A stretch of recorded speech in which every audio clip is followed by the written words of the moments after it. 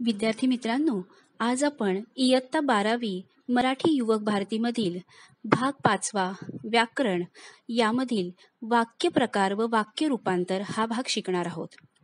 वाक्य प्रकार व वाक्य रूपांतर या दोन्ही भागांचे स्पष्टीकरण मी वेगवेगळ्या म्हणजेच 2 भागांमध्ये केलेलं आहे. चला तर मग आपण पहिल्या भागाला सुरुवात करूया, तो म्हणजे वाक्य प्रकार.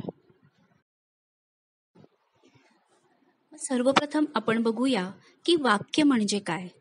वाक्य म्हणजे एक किंवा अनेक शब्दांचा अर्थपूर्ण समूह किंवा समुच्चय, किंवा कोणताही विचार पूर्ण अर्थाचा असला की त्याला वाक्य असं म्हटलं जातं. किंवा थोडक्यात आपण म्हणू शकतो की वाक्य म्हणजे काय, तर पूर्ण अर्थाचं बोलणं.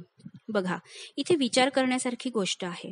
आपण जर नुसते एकापुढे एक असे अनेक शब्द ठेवले तर त्या वाक्याला काही अर्थ प्राप्त होईल का, तर अर्थातच नाही. मग वाक्य नुसते शब्द एकमेकांसमोर आल्याने किंवा त्याचा समूह एकत्र आल्याने होत नाही. तर वाक्य कशाला म्हणायचं, तर एक किंवा अनेक शब्दांचा अर्थपूर्ण समूह, म्हणजेच जेव्हा एकापेक्षा जास्त शब्द एकमेकांसमोर ठेवल्यानंतर त्या वाक्याला जर अर्थ प्राप्त झाला तर त्याला आपण काय म्हणतो, वाक्य म्हणतो. मग त्याच्यानंतर आपण बघूया की वाक्यांचे प्रकार. मग आपल्याला माहिती आहे की आपण बोलताना लिहिताना अनेक वाक्य एका मागून एक बोलत असतो, लिहित असतो. बघा, आपण विचार देखील करत नाही, आपण सहज एकामागून एक अनेक वाक्य बोलत असतो. पण ही सर्व वाक्य जर आपण एकाच पद्धतीने बोललो तर किती नीरस वाटतील आणि ऐकणाऱ्यालाही त्याचा कंटाळा येईल. म्हणून आपण वेगवेगळ्या स्वरूपांची वाक्य बोलत असतो. मग या वेगवेगळ्या स्वरूपाच्या वाक्यांवरूनच वाक्याचे काही प्रकार पडतात आणि ते प्रकार आपण आज पाहणार आहोत. आता आपण वाक्यांचे प्रकार पाहूया. वाक्यांचे प्रकार 3 विभागांमध्ये विभागले गेलेले आहेत. पहिला आहे वाक्यामध्ये किती विधानं आहेत त्यावरून, म्हणजेच विधानांवरून वाक्यांचे प्रकार. दुसरा आहे आशय किंवा अर्थ किंवा भावार्थावरून होणारे वाक्यांचे प्रकार. आणि तिसरा आहे क्रियापदाच्या रूपावरून पडणारे वाक्यांचे प्रकार. तर विद्यार्थी मित्रांनो, पहिला जो भाग आहे किंवा पहिला जो प्रकार आहे, वाक्यात किती विधानं आहेत यावरून जे वाक्यांचे प्रकार पडतात त्यामध्ये 3 वाक्यांचे प्रकार दिसतात. पहिला आहे केवल वाक्य, 2 मिश्र वाक्य आणि 3 संयुक्त वाक्य. विद्यार्थी मित्रांनो, तुम्हाला आठवत असेल इयत्ता 11वी मध्ये हा भाग आपण शिकलेलो आहोत. ह्या भागामध्ये आपण फक्त इयत्ता 12वीला असलेले म्हणजेच आशयावरून आणि पदाच्या रूपावरून हे 2 भागच पाहणार आहोत. मग आपण आता पुढे बघूया आशयावरून म्हणजेच अर्थावरून किंवा भावार्थावरून वाक्यांचे प्रकार पडतात ते. पहिलं आहे विधानार्थी वाक्य, 2 प्रश्नार्थी वाक्य, 3 उद्गारार्थी वाक्य. ही तिन्ही जे वाक्य आहेत ही होकारार्थी सुद्धा असतात आणि नकारार्थी सुद्धा असतात. या सगळ्यांचा अभ्यास आपण पुढे पाहणार आहोत. दुसरा जो भाग आपण पाहणार आहोत तो म्हणजे क्रियापदाच्या रूपावरून पडणारे वाक्यांचे प्रकार. यामध्ये 4 प्रकार आपण पाहणार आहोत: स्वार्थी वाक्य, आज्ञार्थी, विध्यर्थी वाक्य आणि संकेतार्थी वाक्य. तर विद्यार्थी मित्रांनो, आता आपण पुढे या दोन्ही प्रकारांचं स्पष्टीकरण पाहूया. आता आपण वाक्याच्या पहिल्या प्रकाराला सुरुवात करूया आणि तो म्हणजे आशयावरून, भावार्थावरून किंवा अर्थावरून पडणारे प्रकार. मग याच्यामध्ये आपण पहिला वाक्याचा प्रकार पाहणार आहोत तो म्हणजे विधानार्थी वाक्य. मग विधानार्थी हा जर आपण शब्द बघितला तर याच्यामध्ये 2 शब्द आपल्याला दिसून येतात. एक आहे विधान आणि दुसरा आहे अर्थ. मग विधान म्हणजे काय, तर विधान म्हणजे बोलणे, किंवा आपण म्हणू शकतो की एखाद्या दुसऱ्या व्यक्तीबद्दल आपण जेव्हा किंवा जे काही बोलतो त्याला काय म्हटलं जातं, विधान असं म्हटलं जातं. मग ज्या वाक्यात केवळ विधान केलेलं असतं, फक्त बोललेलं असतं, त्यास विधानार्थी वाक्य असे म्हणतात. किंवा आपण दुसऱ्या शब्दामध्ये पण समजून घेऊ शकतो, ते म्हणजे एखाद्या घटकाची कोणत्याही काळातील किंवा कोणत्याही स्वरूपातील वस्तुनिष्ठ माहिती सांगणारे विधानार्थी वाक्य होय. म्हणजेच काय, तर जेव्हा आपण एखादं वाक्य बोलतो, ते वाक्य बोलल्यानंतर किंवा ऐकल्यानंतर आपल्याला त्या वाक्याचा विशिष्ट काळाचा अर्थ समजतो किंवा हे वाक्य विशिष्ट काळातील आहे हे जेव्हा आपल्याला समजतं तेव्हा त्याला विधानार्थी वाक्य म्हटलं जातं. किंवा या वाक्यामध्ये काहीतरी वस्तुनिष्ठ माहिती सांगितलेली असते, अशाला काय म्हटलं जातं, विधानार्थी वाक्य म्हटलं जातं. हेच आता आपण उदाहरणांच्या साहाय्याने समजून घेऊ. पहिलं वाक्य बघा, सचिन तेंडुलकर उत्तम फलंदाज आहे. हे वाक्य जेव्हा मी बोलले तर हे मी काय बोलले, तर मी सचिन तेंडुलकर बद्दल तुम्हाला सांगते आहे की सचिन तेंडुलकर हा उत्तम फलंदाज आहे. बरोबर आहे, म्हणजेच हे मी काय केलेलं आहे, विधान केलेलं आहे. तसेच या वाक्यामधून आपल्याला कोणत्या काळाचा बोध होतो, वर्तमान काळ, भूतकाळ का भविष्य काळ आपल्याला लक्षात येतो, तर आपण हे वाक्य बोलल्यानंतर हे वर्तमान काळातलं वाक्य आहे हे आपल्या लक्षात येतं. त्याचप्रमाणे याच्यामध्ये मी काहीतरी तुम्हाला वस्तुनिष्ठ माहिती सांगितलेली असते, म्हणजेच सचिन तेंडुलकर हा उत्तम फलंदाज म्हणजे चांगला बॅट्समन, वस्तुनिष्ठ माहिती मी तुम्हाला तिथे सांगते आहे. म्हणजेच एखादं वाक्य जेव्हा आपण बोलतो तेव्हा त्या वाक्यातून जेव्हा ते साधं विधान असतं, एखाद्या काळाचा बोध होतो किंवा वस्तुनिष्ठ माहिती सांगितलेली असते, तेव्हा त्याला विधानार्थी वाक्य असं म्हणतात. मग आपण पुढचं वाक्य बघूया. माझे वडील परगावी गेले. आता हे मी काय करते, समजा मी तुम्हाला म्हणते की मुलांनो माझे वडील परगावी गेले. मग हे वाक्य ऐकल्यानंतर याच्यामधून कोणत्या काळाचा बोध झाला, तर याच्यामधून आपल्याला लक्षात येतं की हे भूतकाळातलं काय आहे, उदाहरण आहे. कारण परगावी गेले म्हणजे क्रिया घडून गेलेली आहे, याची आपल्याला काय मिळते, इथे माहिती मिळते. त्याचप्रमाणे हे साधं विधान झालं, म्हणजे मी हे तुमच्याशी काहीतरी बोलले की माझे वडील परगावी गेले आहेत. बरोबर आहे. त्याच्यानंतर तिसरं वाक्य आपण बघू की हा मुलगा अत्यंत बावळट आहे. आता इथे मी काय म्हणते आहे की हा मुलगा अत्यंत बावळट आहे. मग हे वाक्य जेव्हा मी बोलते तेव्हा मी काहीतरी विधान केलेलं असतं, म्हणजेच मी काहीतरी बोललेलं असतं. आणि दुसरी गोष्ट, यावरून कोणत्या काळाचा बोध आपल्याला होतो, तर यावरून आपल्याला वर्तमान काळाचा बोध होतो, हे आपल्या लक्षात येतं. त्याच्यानंतर जर आपण घेतलं बाबा गावाला गेले किंवा बाबा गावाला जातील, समजा आपण आता गेलं शब्द घेतलेला आहे आधी, आपण इथे घेऊया जातील. बाबा गावाला जातील म्हणजेच इथे मी तुम्हाला काय सांगते, काहीतरी मी तुमच्या समोर बोलतीये की बाबा गावाला जातील. बरोबर आहे, म्हणजेच हे मी विधान केलं आहे. दुसरी गोष्ट काय, त्यामधून कोणत्या काळाचा बोध झाला, तर हे भविष्य काळातलं वाक्य आहे की बाबा गावाला जातील, म्हणजे अजून जाण्याची क्रिया झालेली नाही, तर ते काय होतील, जातील. म्हणजेच एखाद्या वाक्यावरून जेव्हा आपल्याला त्याचा काळ लक्षात येतो किंवा काहीतरी माहिती सांगितली जाते तेव्हा त्याला काय म्हटलं जातं, विधानार्थी वाक्य असं म्हटलं जातं. मग एखादं वाक्य आल्यानंतर ते कसं ओळखायचं, तर याची काही खूण किंवा काही लक्षणं मी खाली लिहिलेली आहेत. वाक्य आल्यानंतर पहिलं बघायचं की वाक्यामध्ये विधान केलेलं असतं. विधान म्हणजे काय, काहीतरी बोललेलं असतं. त्याच्यानंतर दुसरी गोष्ट, यामध्ये तिन्ही काळांचा वापर केलेला असतो, म्हणजे एकाच वाक्यात तिन्ही काळांचा वापर नसतो केलेला, पण कोणतंही वाक्य घेतलं की त्याच्यामध्ये निश्चित असा काळ आपल्याला लक्षात येतो. त्याच्यानंतर वाक्याची सुरुवात ही कर्त्याने होते. कर्ता म्हणजे काय, सब्जेक्ट. असं वाक्याची सुरुवात ही कर्त्याने होते आणि वाक्याच्या शेवटी काय असतो, पूर्णविराम असतो. हे इथे महत्वाचं लक्षात ठेवायचं की जेव्हा एखादं वाक्य येतं तेव्हा त्याच्या शेवटी जर पूर्णविराम असेल तर ते काय झालं, विधानार्थी वाक्य झालं. आणि त्याचबरोबर जे वाक्य तुम्ही वाचत आहात त्या वाक्याबद्दल काहीतरी माहिती तुम्हाला सांगितलेली असते. हे सगळे काय आहेत, विधानार्थी वाक्य ओळखण्याची चिन्ह किंवा काही खुणा आहेत. ठीक आहे, इथपर्यंत लक्षात येतंय. आता आपण बघूया दुसरा प्रकार, तो म्हणजे प्रश्नार्थी वाक्य. अतिशय सोपा प्रकार. ज्या वाक्यात प्रश्न विचारलेला असतो त्याला प्रश्नार्थी वाक्य म्हणतात.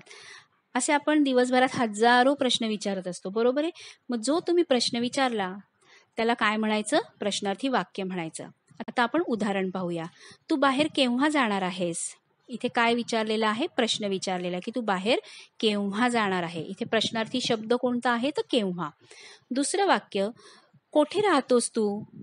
किंवा आपण असंही म्हणू शकतो की तू कोठे राहतोस. इथे पण काय केलेलं आहे? प्रश्न विचारलेला आहे. तुला यायला उशीर का झाला? हा देखील काय आहे? प्रश्न आहे. म्हणजेच ज्या वाक्यामध्ये प्रश्न विचारलेला असतो त्याला प्रश्नार्थी वाक्य म्हणतात. अतिशय सोपा हा वाक्याचा प्रकार आहे.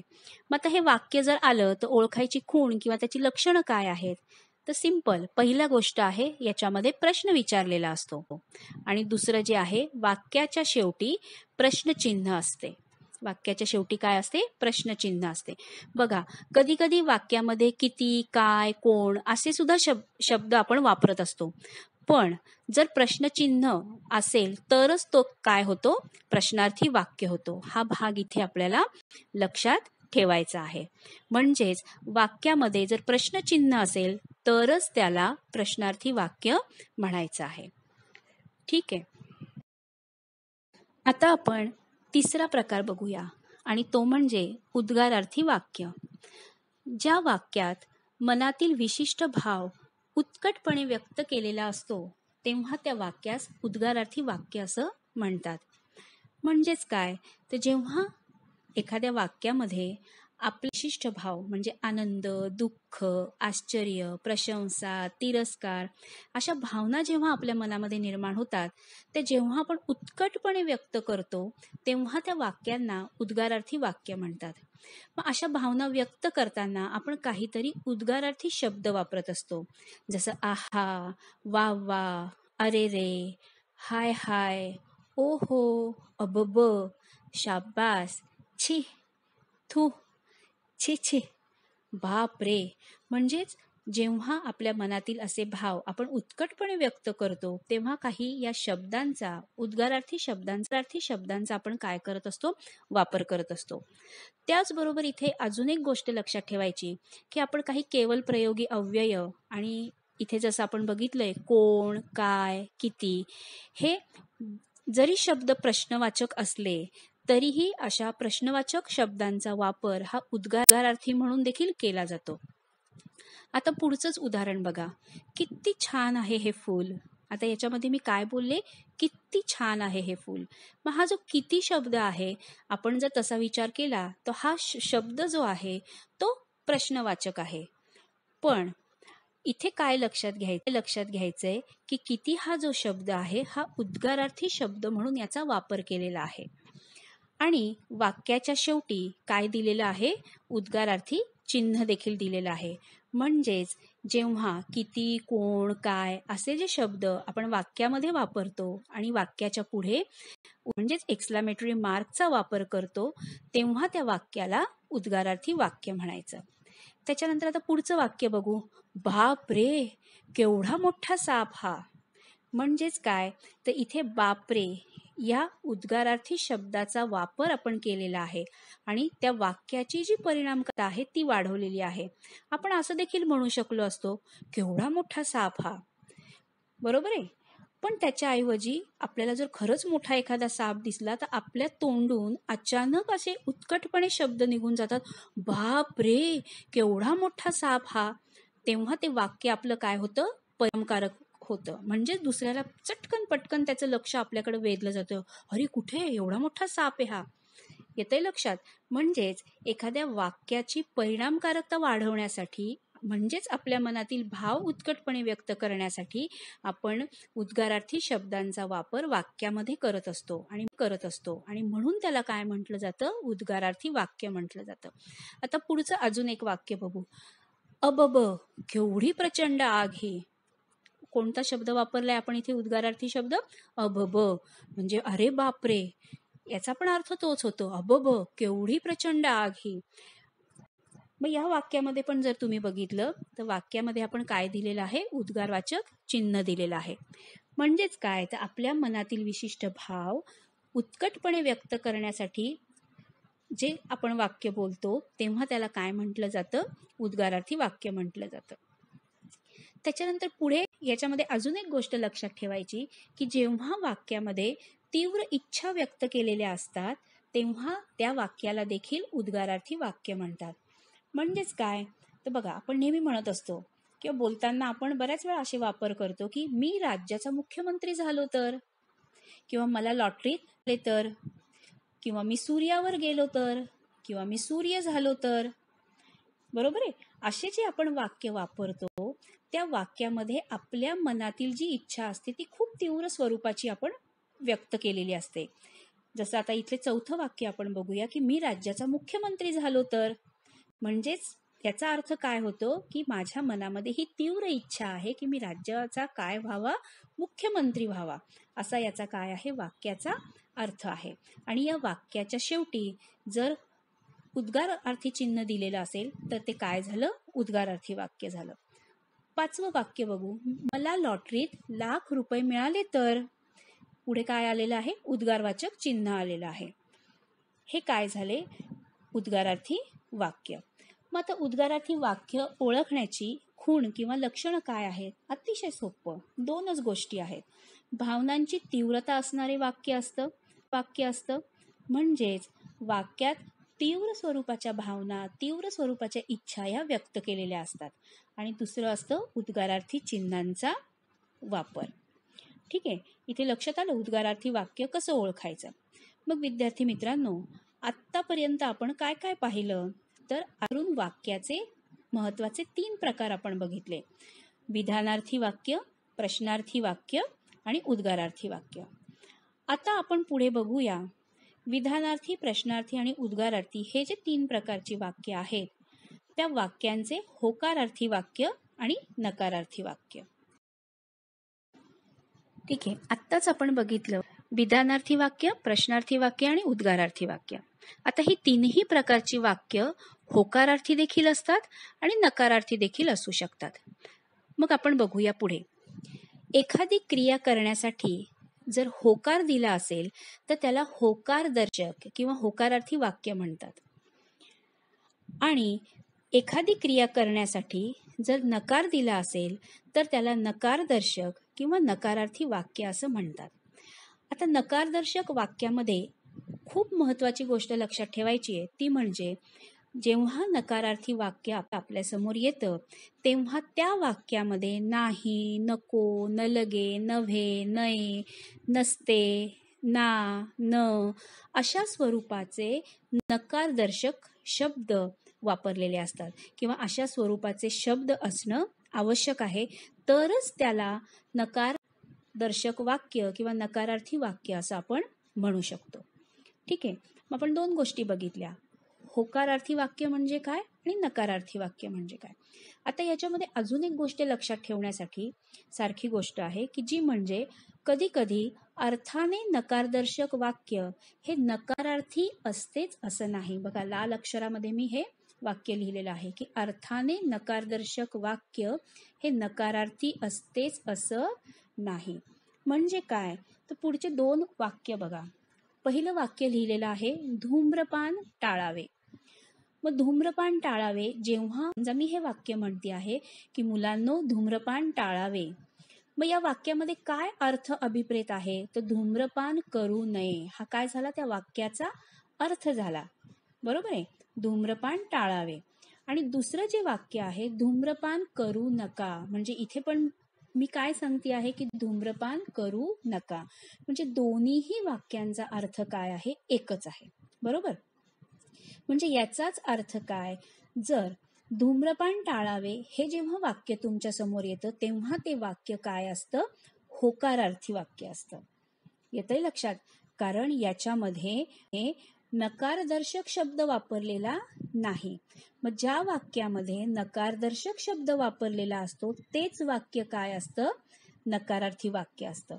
मग हे जे पहिलं वाक्य आहे धूम्रपान टाळावे, याच्यामध्ये नकारदर्शक शब्द आहे का, तर नाही. याचा फक्त अर्थ काय आहे, नकारार्थी आहे. येतंय लक्षात. आणि दुसरं जे वाक्य आहे धूम्रपान करू नका, यामध्ये काय आहे, नका हा शब्द त्याच्यामध्ये आलेला आहे, म्हणजेच हे वाक्य काय झालं, नकारार्थी वाक्य झालं. परत एकदा खाली लिहिलंय मी, ते तुम्हाला परत वाचून स्पष्ट करते. पहिलं वाक्य तिथे बघा, धूम्रपान करू हे नकारार्थी वाक्य आहे, कारण या वाक्यात नकारदर्शक शब्द आलेला आहे. पण धूम्रपान टाळावे हे विधानार्थी म्हणजेच पुढे आपण बघूया होकारार्थी वाक्य आहे, कारण या वाक्यात अर्थ जरी नकारदर्शक असला तरी हे वाक्य कसे आहे, विधानार्थी आहे.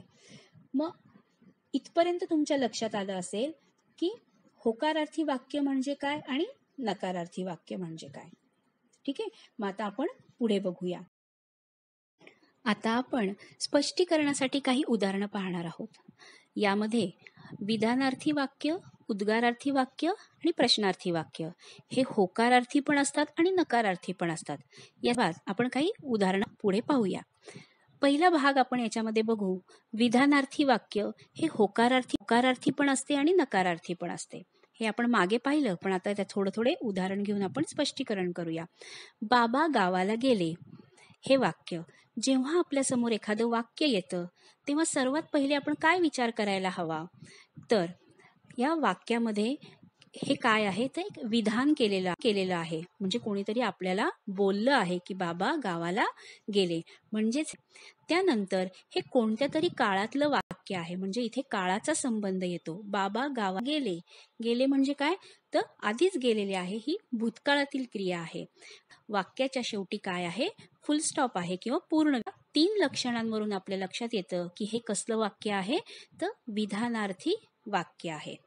मग एकदा आपलं वाक्य ठरलं की हे विधानार्थी वाक्य आहे, मग आपण पुढे बघायचं अर्थी आहे का नकारार्थी आहे. मग हे जर वाक्य आपण बघितलं, बाबा गावाला गेले, तर याच्यामध्ये हे होकारदर्शक वाक्य आहे. याच्यामध्ये नकारार्थक शब्द वापरलेला नाही, म्हणजेच हे काय आहे, होकारार्थी वाक्य आहे. म्हणून बाबा गावाला गेले हे विधानार्थी वाक्य आहे आणि त्याचबरोबर होकारार्थी वाक्य आहे. पुढचं वाक्य आपण बघूया. विटी दांडूचा खेळ अलीकडे फारसा खेळला जात नाही.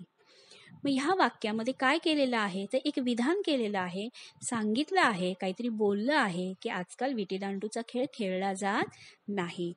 म्हणजेच विधान केलं आहे. याच्यामध्ये आपल्याला काळ देखील दिसत आहे आणि त्याचबरोबर वाक्याच्या शेवटी काय दिसतो आहे, पूर्णविराम दिसतो आहे. म्हणजेच याचा अर्थ हे वाक्य विधानार्थी आहे. मग त्याच्यानंतर आपण जर विचार केला तर यामध्ये काय दिसत आहे, तर खेळला जात नाही हा नकारदर्शक शब्द आपल्याला इथे दिसतो, म्हणून हे नकारार्थी वाक्य आहे.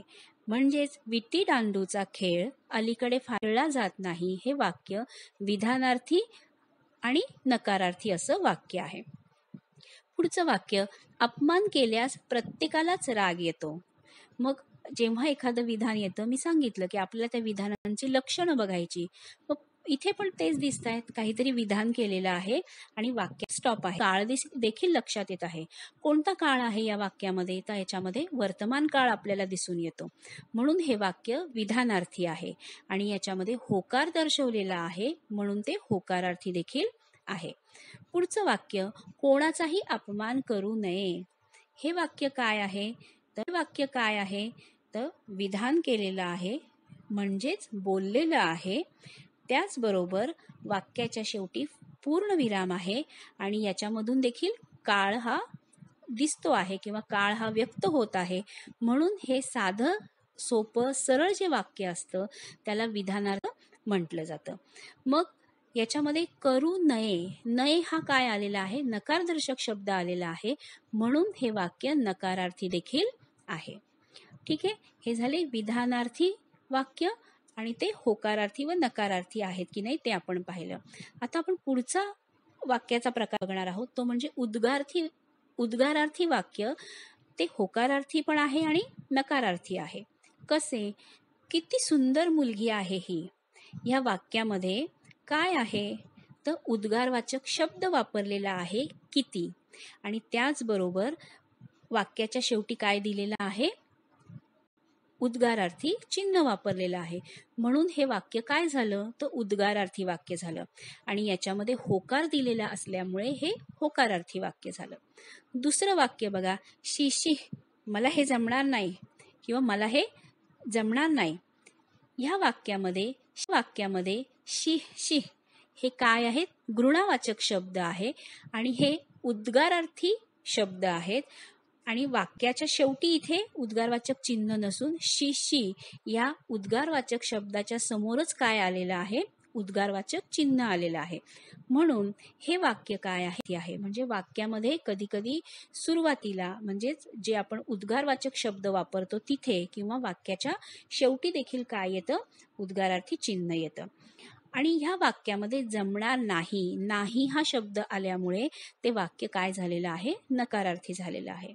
त्याच्यानंतर पुढचं वाक्य आपण बघू, काय अक्षर आहे त्याचे, बरोबर.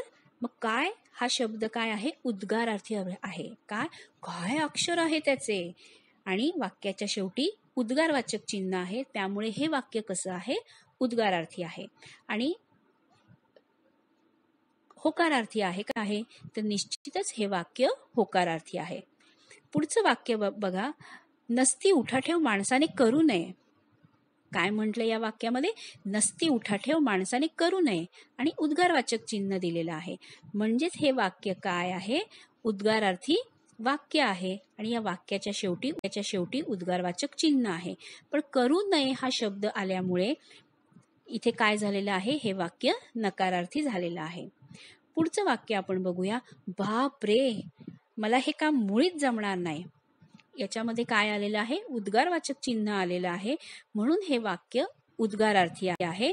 आणि मुळीच जमणार नाही असं म्हटल्यामुळे हे वाक्य नकारार्थी झालेलं आहे. आता उद्गारार्थी वाक्यानंतर आपण शेवटच्या वाक्य प्रकाराकडे जाऊ, ते म्हणजे प्रश्नार्थी वाक्य. मग प्रश्नार्थी वाक्य देखील होकारार्थी आणि नकारार्थी असे दोन्ही स्वरूपात असू शकतं. आम्ही तुमचे उपकार कसे विसरू, याच्यामध्ये काय केलेलं आहे, प्रश्न विचारलेला आहे. म्हणजेच काय, जेव्हा आपल्यासमोर एखादं वाक्य येतं त्यावेळेला ते पहिल्यांदा वाक्य बघायचं की याच्यामध्ये काय केलेलं आहे, प्रश्न विचारलेला आहे. आणि या वाक्याच्या शेवटी काय केलेलं आहे, प्रश्न. म्हणजेच हे वाक्य काय आहे, प्रश्नार्थी वाक्य आहे. मग त्याच्यानंतर पुढचा मुद्दा त्याच्यात बघायचा की हे होकारार्थी आहे का नकारार्थी आहे. तर वाक्यामध्ये नकारदर्शक शब्द नसल्यामुळे हे वाक्य कसे आहे, होकारार्थी आहे. येतंय लक्षात. मग आता पुढचं वाक्य बघू, आपण त्याच्याकडे जायला नको का. इथे काय म्हटलंय, आपण त्याच्याकडे जायला नको का. काय केलेलं आहे, प्रश्न विचारलेला आहे. आपण त्याच्याकडे नको का जायला, म्हणजे कानी काय केलेला आहे, प्रश्न विचारलेला आहे. म्हणून हे जे वाक्य आहे ते प्रश्नार्थी वाक्य आहे. आणि नको का हा नकारदर्शक शब्द वापरल्यामुळे हे वाक्य नकारार्थी देखील आहे. पुढचं वाक्य, त्याला किती मार्क्स मिळाले. आपण इथे प्रश्न विचारतोय की त्याला किती मार्क्स मिळाले आणि प्रश्नचिन्ह आहे. म्हणजेच हे वाक्य प्रश्नार्थी आणि होकारार्थी आहे. आणि आता शेवटचं वाक्य आपण इथे बघू, तो स्पर्धा परीक्षेत उत्तीर्ण का झाला नाही. इथे विचारलाय का झाला नाही तो पास. म्हणजेच याचा अर्थ वाक्यामध्ये प्रश्नचिन्ह आहे, म्हणून हे वाक्य प्रश्नार्थी आहे. आणि हे वाक्य का झाला नाही, नकारदर्शक शब्द वापरल्यामुळे या वाक्याचा दुसरा अर्थ निघतो नकारार्थी. म्हणजे थोडक्यात सांगायचं तर आशयानुरूप किंवा अर्थानुसार जर आपण वाक्यांचे प्रकार बघितले, विधानार्थी, उद्गारार्थी आणि प्रश्नार्थी, हे वाक्य होकारार्थी देखील असतात आणि नकारार्थी देखील असतात. आता इथे आपण जे प्रकार शिकलो त्यावर आधारित एक स्वाध्याय कृती तुम्हाला सोडवायची आहेत. प्रश्न बघा, खालील वाक्याच्या आशयानुसार कोणत्या प्रकारात मोडतात ते लिहा. बघा इथे शब्द काय म्हटलंय की खाली जी वाक्य दिलेली आहेत वाक्याच्या आशयानुसार, म्हणजेच वाक्याच्या अर्थानुसार किंवा भावानुसार कोणत्या प्रकारात मोडतात ते तुम्हाला इथे लिहायचं आहे. आता ह्याची जी उत्तरं आहेत ही तुम्हाला स्वतः सोडवायची आहेत. मी लगेच सोडवून दाखवणार नाही. ही जी कृती आहे ही पाठ्यपुस्तकातीलच आहे. ही तुम्ही काय करायची आहे, इथे सोडवायची आहे. म्हणजे आपण वरती जो भाग शिकलेलो आहोत त्यावर आधारित ही स्वाध्याय कृती तुम्हाला सोडवायची आहे. ठीक आहे. आता याच्या पुढे ही सोडवल्यानंतर मग आपण पुढचा भाग पाहणार आहोत. चला आता आपण वाक्याचे क्रियापदाच्या रूपावरून पडणारे प्रकार पाहणार आहोत. त्यामध्ये पहिला प्रकार आहे स्वार्थी वाक्य. आता स्वार्थी हा जो शब्द आहे, मग स्वार्थी म्हणजे काय, तर स्वार्थी म्हणजे लोभी का, हावरट का. स्वार्थी वाक्य, लोभी वाक्य, हावरट वाक्य नाही. स्वार्थी याचा अर्थ याच्यामध्ये जर आपण बघितलं तर 2 शब्द किंवा 2 अक्षरे इथे दिसून येतात. स्व, अर्थ. मग स्व म्हणजे काय? तर स्वतःचा, मूळचा असा अर्थ. म्हणजेच ज्या वाक्यातील क्रियापदाच्या रूपावरून नुकताच काळाचा बोध होत असेल तर त्याला स्वार्थी वाक्य म्हणतात. म्हणजेच काय? तर आपण हे उदाहरणाद्वारे समजून घेऊ. मुले शाळेत जातात. आता जेव्हा मी हे वाक्य बोलते तेव्हा तुम्हाला कोणत्या काळाचा बोध होतो? तर मुले शाळेत जातात हे वर्तमान काळातील वाक्य आहे, बरोबर? मग स्वार्थी वाक्य कसं ओळखायचं? तर ज्या वाक्यामध्ये काळाचा बोध होतो ते म्हणजे स्वार्थी वाक्य, स्वतःचा मूळचा अर्थ असलेलं वाक्य. मग तो काळ कोणताही असेना, भूतकाळ असू द्या, भविष्यकाळ असू द्या, पण ज्याच्यामध्ये साधं वाक्य असतं, पण ते असतं म्हणजे ते विधानार्थीच वाक्य असतं. विधानार्थी वाक्य सुद्धा स्वार्थी वाक्य असू शकतं. म्हणजेच साधं वाक्य असतं, विधान केलेलं असतं, पण ते वाक्य कसं असतं? काळानुसार त्याचा बोध होत असतो, म्हणून त्याला काय म्हटलं जातं? स्वार्थी वाक्य म्हटलं जातं. बघा, मुले शाळेत जातात किंवा मी म्हटलं मुले शाळेत गेली, मग याच्यावरून तुम्हाला कोणत्या काळाचा बोध झाला? तर भूतकाळाचा बोध झाला, कारण क्रिया घडून गेलेली आहे, मुलं शाळेत गेलेली आहेत, बरोबर आहे? त्याच्यानंतर मुले शाळेत जातील असं जेव्हा मी वाक्य म्हणते तेव्हा त्या क्रियापदाच्या रूपावरून तुम्हाला कशाचा बोध होतो? तर हे वाक्य भविष्यकाळातील आहे, बरोबर? म्हणजेच स्वार्थी वाक्यामध्ये काय लक्षात ठेवायचा? तर याच्यामध्ये काळाचा बोध होतो, क्रियापदाच्या रूपावरून काळाचा बोध होतो. ठीक आहे. आता दुसरं वाक्य आपण बघू. खेळाडू मैदानावर सराव करतात. मग ह्या वाक्यातून आपल्याला कोणत्या काळाचा बोध होतो? तर वर्तमान काळाचा बोध होतो, बरोबर? सराव करतात. आणि जर मी असं म्हटलं वाक्य, खेळाडू मैदानावर सराव करतील, तर याच्यावरून आपल्याला भविष्य काळाचा बोध झाला. मग समजा मी असं म्हटलं की खेळाडू मैदानावर सराव करत आहेत. काय म्हटलं मी? करत. मग हा कोणता काळ झाला? तर हा चालू वर्तमान काळ झाला. येतंय लक्षात? म्हणजे स्वार्थी वाक्यामध्ये काळाचा जो बोध होतो तो काय असतो? त्याचा मूळचा अर्थ असतो, म्हणून त्याला स्वार्थी वाक्य असं म्हटलं जातं. तिसरं शेवटचं वाक्य बघू. तो पत्र लिहितो. याच्यामध्ये काय आहे? वर्तमान काळ आहे. आणि तो पत्र लिहील याच्यामध्ये कोणता काळ आहे? तर तो पत्र लिहील म्हणजे हे भविष्य काळातील वाक्य आहे. तो पुढे जाऊन काय करेल? पत्र लिहील. म्हणजेच काळानुसार जर बोध झाला कशाचा? तर क्रियापदाचं रूप. आता या वाक्यामध्ये तो पत्र लिहितो, याच्यामध्ये क्रियापद कोणतं आहे? तो लिहितो. याच्यावरून जेव्हा आपल्याला काळाचा बोध होतो तेव्हा त्याला स्वार्थी वाक्य असं म्हणतात. आता आपण दुसरा प्रकार बघूया, तो म्हणजे आज्ञार्थी वाक्य. बघा, त्या शब्दामध्येच अर्थ दिसून येतो. आज्ञा आणि अर्थ. म्हणजेच ज्या वाक्यातील क्रियापदाच्या रूपावरून आज्ञा, आशीर्वाद, प्रार्थना, विनंती, उपदेश, सूचना या गोष्टींचा बोध होत असेल तर त्या वाक्याला आज्ञार्थी वाक्य असं म्हणतात. बघा, काय काय लक्षात ठेवायचंय? फक्त आज्ञा हा शब्द नाही, आशीर्वाद, प्रार्थना, विनंती, उपदेश आणि सूचना हे शब्द तुम्हाला काय करायचे आहेत? लक्षात ठेवायचे आहेत. आणि ज्या वाक्यामध्ये हे शब्द त्याचा अर्थ असा निघेल त्याला काय म्हणायचं? आज्ञार्थी वाक्य म्हणायचं. मग आपण पहिलं उदाहरण बघूया. ती खिडकी लावून घे. याच्यामध्ये मी काय केलीये? आज्ञा दिलीये की जा ती खिडकी लावून घे. ही काय आहे? आज्ञा आहे, म्हणून हे आज्ञार्थी वाक्य आहे. दुसरं वाक्य बघा. तुम्ही यशस्वी व्हाल. मी काय देतीये? तुम्हाला आशीर्वाद देतील की जीवनात तुम्ही यशस्वी व्हाल. हा काय झाला? आशीर्वाद झाला. तिसरं वाक्य बघा. परमेश्वरा मला चांगली बुद्धी दे. इथे काय करतोय आपण? परमेश्वराकडे प्रार्थना करतोय की परमेश्वरा देवा मला काय कर? चांगली बुद्धी दे. परमेश्वरा आजचा पेपर खूप सोपा येऊ दे. बरोबर आहे ना? आपण अशी प्रार्थना करत असतो परमेश्वराकडे. मग हे काय झालं? आज्ञार्थी वाक्य झालं. पुढचं वाक्य बघू.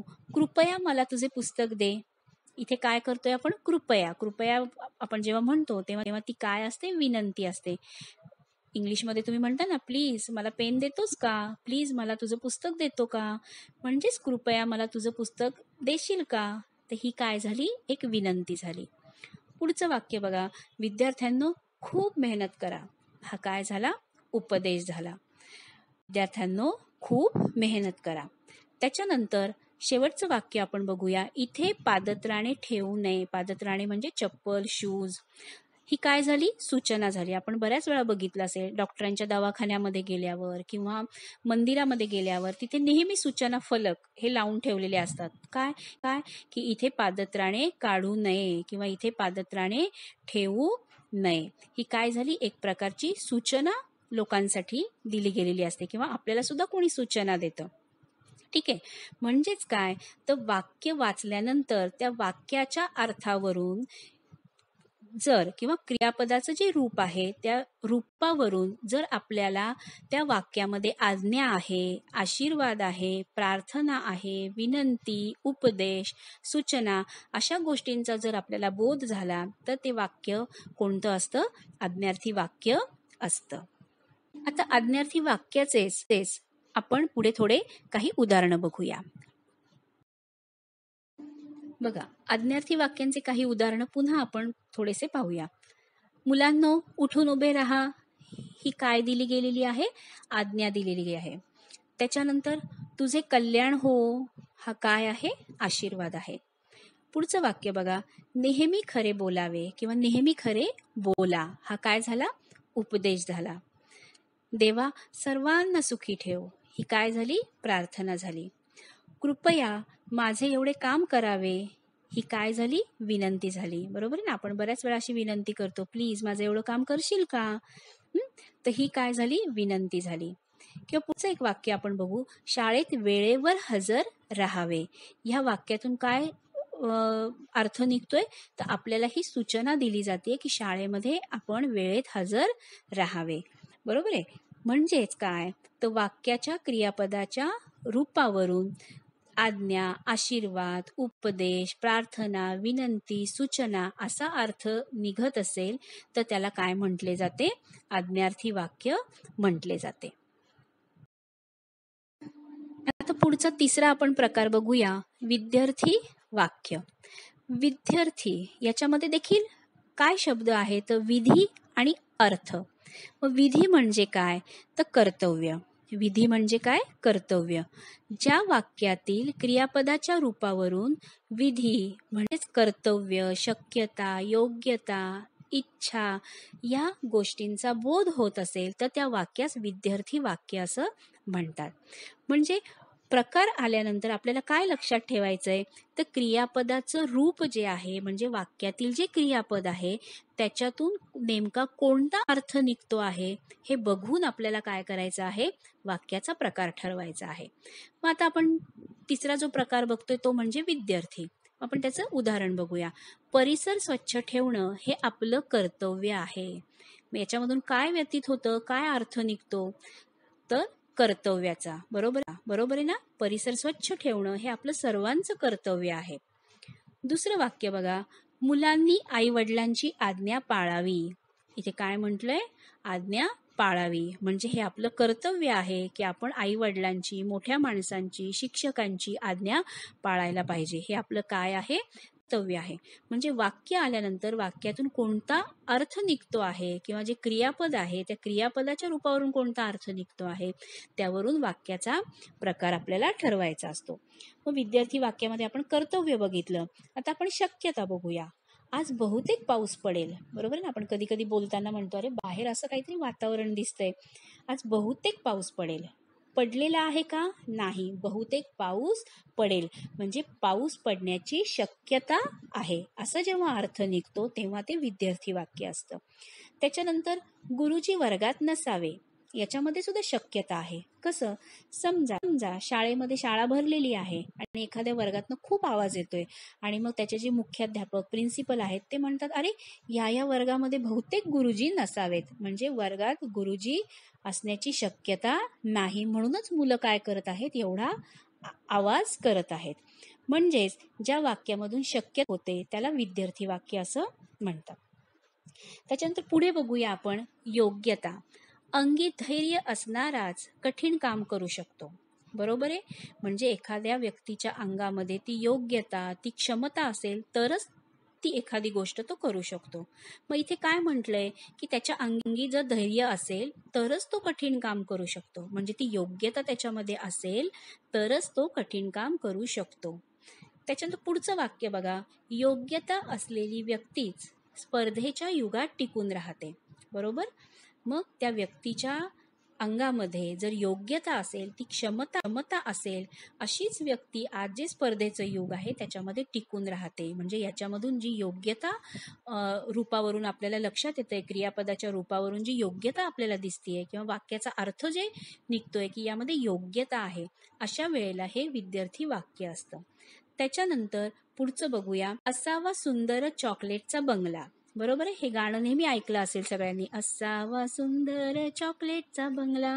बरोबर आहे. लहानपणी आपण हे गाणं ऐकलंय सगळ्यांनी. मग याच्यामध्ये काय व्यक्त केलेलं आहे, काय अर्थ निघतो आहे, तर याच्यामधून इच्छा व्यक्त होती आहे की असावा सुंदर चॉकलेटचा बंगला, म्हणजे माझा सुद्धा असा चॉकलेटचा बंगला असावा अशी माझी इच्छा आहे. त्याच्यानंतर विद्यार्थ्यांनी वर्गात शांतता राखावी. म्हणजेच ही इथे काय आहे, तर इथे इच्छा व्यक्त केलेली आहे की विद्यार्थ्यांनी वर्गात शांतता राखावी. शिक्षकांनी इथे काय केलेली आहे, इच्छा व्यक्त केली आहे की वर्गामध्ये सगळ्यांनी शांतता राखावी. म्हणजेच काय, तर जेव्हा वाक्यातील क्रियापदाच्या रूपावरून कर्तव्य, शक्यता, योग्यता, इच्छा या गोष्टींचा बोध होत असेल तर त्या वाक्यास विद्यार्थी वाक्य असे म्हणतात. आता आपण शेवटचा वाक्य प्रकार पाहूया. तो आहे संकेतार्थी वाक्य. मग संकेतार्थी वाक्य यामध्ये संकेत आणि अर्थ. संकेत म्हणजे काय, तर अट. एखाद्या गोष्टीत अट घालणे, त्यालाच काय म्हटलं जातं, संकेतार्थी वाक्य म्हटलं जातं. म्हणजेच ज्या वाक्यातील क्रियापदाच्या रूपावरून अमुक केले असते तर अमुक झाले असते किंवा तमुक झाले असते, अशी अट किंवा संकेत असा अर्थ जर निघत असेल तर त्यास संकेतार्थी वाक्य असं म्हटलं जातं. मग जर आपण उदाहरण बघितलं, पाऊस पडला असता तर हवेत गारवा निर्माण झाला असता. काय म्हटले इथे मी, जर पाऊस पडला असता. आता इथे मी जर हा शब्द लिहिलेला नाही, पण तो काय धरला जातो, आपल्या मनामध्ये गृहीत धरला जातो. त्याला गुप्त शब्द म्हणतात. बरोबर आहे. पाऊस पडला असता तर हवेत गारवा निर्माण झाला असता. मग याच्यामध्ये अट कोणती आहे, पाऊस पडला असता तर, म्हणजे ही काय घातलेली आहे, अट घातलेली आहे. जर हवेत गारवा निर्माण करायचा असेल तर अट काय घातली गेलेली आहे, त्याच्यासाठी पाऊस पडला पाहिजे. बरोबर आहे. ही अट आहे. पाऊस पडला तरच हवेत गारवा निर्माण होईल. त्याच्यानंतर मला जर सुट्टी मिळाली तर मी गावी येईन. मला जर सुट्टी मिळाली तर मी गावी येईन. म्हणजे जर मी गावी यायची असेल तर त्याच्यासाठी मला काय मिळायला पाहिजे, सुट्टी मिळायला पाहिजे. म्हणजे सुट्टी ही काय झाली, त्याची अट झाली. त्याच्यानंतर तिसरं वाक्य बघा, जर चांगला अभ्यास केला तर चांगले मार्क्स मिळतील. बरोबर आहे. जर तुम्हाला चांगले मार्क्स पाहिजे आहे तर त्याच्यासाठी काय केलं गेलं पाहिजे, त्याच्यासाठी तुम्हाला काय अट घातली आहे, तर त्याच्यासाठी तुम्हाला चांगला अभ्यास केला पाहिजे. म्हणजेच काय, तर संकेतार्थी वाक्यामध्ये क्रियापदाच्या रूपावरून अमुक एक केलं असतं तर अमुक एक झालं असतं, अशी काय असते, अट असते, संकेत असतो. त्याला काय म्हटलं जातं, संकेतार्थी वाक्य असं म्हटलं जातं. विद्यार्थी मित्रांनो, आता आपण हे चारही प्रकार बघितले. कोणते 4 प्रकार बघितले, तर आपण दुसरा जो भाग बघितला, क्रियापदाच्या रूपावरून वाक्यांचे प्रकार पाहिले होते. पहिले आपण बघितलं होतं स्वार्थी वाक्य, दुसरा पाहिला होता आज्ञार्थी वाक्य, तिसरं विद्यार्थी वाक्य आणि चौथं पाहिलं शेवटचं आपण संकेतार्थी वाक्य. ठीक आहे. हे काय झाले, क्रियापदाच्या रूपावरून प्रकार झाले. आता आपण पुढची स्वाध्याय कृती 2 ही पाठ्यपुस्तकामधली सोडवणार आहोत. पण त्याची उत्तरं मी लगेच सांगणार नाही, कारण आपण जे शिकलेलो आहोत त्याच्यावर आधी तुम्ही ही सोडवायची आहे. ठीक आहे. मग आता तिथे कृती काय दिलेली आहे, खालील वाक्य क्रियापदाच्या रूपानुसार कोणत्या प्रकारात मोडतात ते लिहा. म्हणजेच जेव्हा असा प्रकारचा प्रश्न येतो किंवा कृती येते तेव्हा सगळ्यात पहिल्यांदा काय बघायचं की काय विचारलं आहे, तर क्रियापदाच्या रूपानुसार. मग तुम्हाला सगळ्यात पहिल्यांदा काय आठवावे लागतील, क्रियापदाच्या रूपानुसार कोणकोणते प्रकार आहेत हे तुम्हाला प्रथम आठवावं लागेल आणि त्यानुसार मग तुम्हाला काय करावं लागेल, खालच्या वाक्यांचे प्रकार सांगावे लागतील. ही जी कृती आहे ही तुम्ही आता स्वतः सोडवायची आहे. कृती 1 आणि कृती 2 या दोन्ही कृती तुम्ही स्वतः सोडवायच्या आहेत. तर विद्यार्थी मित्रांनो, आत्तापर्यंत आपण काय काय बघितलं, तर वाक्यांचे आशयावरून, तसेच त्यालाच काय म्हटलं आहे, अर्थावरून, आणि दुसरं आहे क्रियापदाच्या रूपावरून पडणारे प्रकार हे आपण पाहिले. पुढील भागामध्ये आपण वाक्यांचे वाक्य रूपांतर कसे करतात हा भाग शिकणार आहोत. पण हे संपवण्याआधी पुढे मी तुम्हाला ज्या स्वाध्याय कृती सोडवलेल्या आहेत किंवा तुम्ही ज्या सोडवलेल्या आहेत त्याची उत्तरं पुढच्या स्लाइडवर मी तुम्हाला दिलेली आहेत, ती आपण आता थोडक्यात पाहूया. याआधी विद्यार्थी मित्रांनो, तुम्ही निश्चितच स्वाध्याय 1 व स्वाध्याय 2 सोडवला असेल असं मी गृहीत धरते. ठीक आहे. पण पहिली कृती आपण बघूया, त्याच्यातली मी फक्त 1 नाही तर 2च वाक्य घेणार आहे. बाकीचे तुम्ही सोडवलेली उत्तरं आणि मी दिलेली उत्तरं ही तुम्हाला काय करायची आहेत, पडताळून बघायची आहेत, बरोबर आहेत की नाही. आपण स्वाध्याय कृती पहिली बघूया की खालील वाक्याच्या आशयानुसार कोणत्या प्रकारात मोडतात ते लिहा. म्हणजे इथे प्रश्न काय आहे, तर वाक्याच्या आशयानुसार म्हणजेच अर्थानुसार. बरोबर आहे. मग असा प्रश्न आल्यानंतर आपल्याला पहिल्यांदा आठवायचं आहे की आशयामध्ये किंवा अर्थानुसार कोणकोणते प्रकार आहेत, तर विधानार्थी, उद्गारार्थी आणि प्रश्नार्थी असे 3 काय आहेत, प्रकार आहेत. मग आपण पहिलं वाक्य बघूया. गोठ्यातील गाय हंबरते. हे वाक्य आपल्या समोर आल्यानंतर आपल्याला काय विचार करायचा आहे की याच्यामध्ये काहीतरी विधान केलेलं आहे. बरोबर आहे. आणि वाक्याच्या शेवटी काय आहे, फुल स्टॉप म्हणजेच पूर्णविराम आहे. ही दुसरी गोष्ट. आणि ह्या वाक्यामधून एखाद्या काळाचा आपल्याला बोध होतो आहे, म्हणजेच हे वाक्य विधानार्थी असावं. आणि एकदा विधानार्थी वाक्य ठरलं की मग पुढचा ते होकारार्थी आहे की नकारार्थी आहे. मग गोठ्यातील गाय हंबरते याच्यामध्ये कुठेही आपल्याला नकार दिसत नाहीये, नकारदर्शक शब्द दिसत नाहीये, म्हणजेच याचा अर्थ हे जे वाक्य आहे ते काय आहे, होकारार्थी आहे. ठीक आहे. त्याच्यानंतर आपण दुसरं पण वाक्य बघूया. श्रीमंत माणसाने श्रीमंतीचा गर्व करू नये. मग श्रीमंत माणसाने श्रीमंतीचा गर्व करू नये हे एक विधान झालं. पुन्हा फुल स्टॉप आला, पूर्णविराम आला आणि त्याचबरोबर याच्यामध्ये काळाचा देखील बोध होतो आहे. बरोबर. म्हणजेच हे वाक्य काय झालं, विधानार्थी वाक्य झालं. आणि याच्यामध्ये करू नये म्हणजेच काय आलेलं आहे, नकारदर्शक शब्द आलेला आहे, म्हणून हे वाक्य काय आहे, नकारार्थी आहे. म्हणून लिहिताना विधानार्थी डॅश, छोटासा डॅश आणि नकारार्थी अशा स्वरूपामध्ये तुम्हाला त्याचं उत्तर लिहायचं आहे. आता पुढील वाक्य हे तुम्ही स्वतः विचार करून सोडवायचे आहेत आणि जर चुकली असतील तुम्ही आधी सोडवलेत, चुकली असतील तर त्याला बरोबर करून. मग आपण स्वाध्याय 2 मधलं बघूया. स्वाध्याय 2 मध्ये जी कृती आहे ती काय आहे, तर खालील वाक्य क्रियापदाच्या रूपानुसार कोणत्या प्रकारात मोडतात हे आपल्याला आता ओळखायचं आहे. मग क्रियापदाच्या रूपानुसार म्हणजे आपल्या समोर काय आलं पाहिजे, तर क्रियापदाच्या रूपानुसार होणारे वाक्य प्रकार ते 4 प्रकारचे आहेत. स्वार्थी वाक्य, विद्यार्थ वाक्य, आज्ञार्थी वाक्य आणि संकेतार्थी वाक्य. बरोबर आहे. हे डोळ्यासमोर आल्यानंतर आपण काय करायचं, वाक्य सोडवायला सुरुवात करायची. पहिलं वाक्य बघूया. प्रार्थनेसाठी रांगेत उभे राहा ही काय दिलेली आहे, आज्ञा दिलेली आहे. उभे राहा हे काय आहे, आपलं क्रियापद आहे. म्हणजेच त्या क्रियापदाच्या रूपावरून कोणता अर्थ आपल्याला समजतोय त्यानुसार काय करायचं आहे, वाक्याचा प्रकार लिहायचा आहे.